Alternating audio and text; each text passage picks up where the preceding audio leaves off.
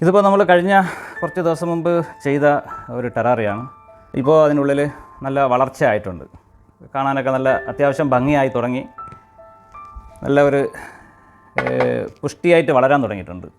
ഇതും ഏകദേശം അങ്ങനെ തന്നെയാണ്. ഇപ്പോൾ അടുത്ത് ചെയ്ത ഒന്നാണ്.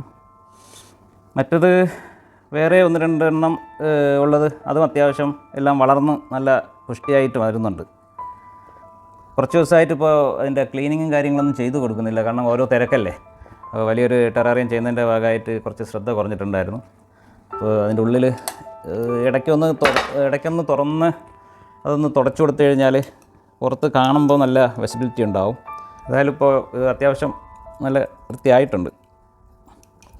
പിന്നെ ഇത് നമ്മളൊരു പാഷൻ്റെ പുറത്ത് ചെയ്യുന്ന ചില കാര്യങ്ങളാണ്. പാഷൻ്റെ പുറത്ത് ചെയ്യുമ്പോൾ അതിന് നമുക്കൊരു ടൈം അല്ലെങ്കിൽ ഒരു ഹാർഡ് വർക്ക് എന്നുള്ള ഒരു ചിന്ത വരുന്നില്ല.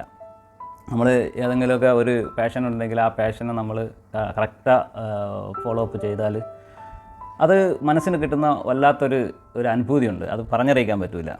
കാരണം നമ്മൾ ഓരോ ടെൻഷനിലായിരിക്കും പലപ്പോഴും കടന്നു പോകണം. ഓരോ ടെൻഷനിൽ കൂടെ ഓരോ പ്രാവശ്യം നമ്മൾ കടന്നു പോകുമ്പോഴും ഇങ്ങനെ ഓരോ എന്തെങ്കിലും ഒരു പാഷൻ നമ്മൾ കണ്ടെത്തി ആ ഒരു ഇതിലേക്ക് നമ്മൾ തിരിച്ചു കഴിഞ്ഞാൽ നമുക്ക് നമ്മളെ ടൈം പോകുന്നത് നമ്മൾ അറിയില്ല. നമുക്കതൊന്നും ഒരു വേസ്റ്റ് ടൈമായിട്ട് തോന്നത്തുമില്ല.